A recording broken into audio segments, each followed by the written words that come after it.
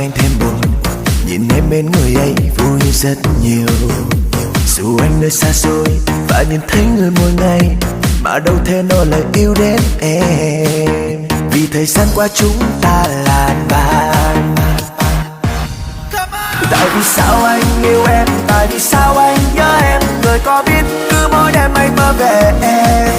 Tại vì sao em vô tâm, tại vì sao em cứ đi cùng người ấy khiến trái tim anh tan nát.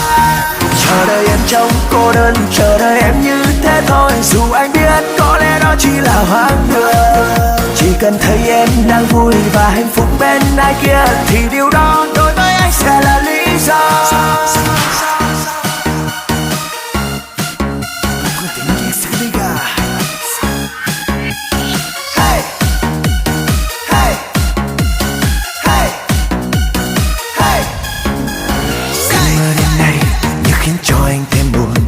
Nhìn em bên người ấy hạnh phúc nhiều. Dù anh nơi xa xôi và nhìn thấy em mỗi ngày, mà đâu thể nói lời yêu đến em. Vì thời gian qua chúng ta là bạn. Tại vì sao anh yêu em, tại vì sao anh nhớ em, người có biết cứ mỗi đêm anh mơ về em. Tại vì sao em vô tâm, tại vì sao em cứ đi cùng người ấy khiến trái tim anh tan nát.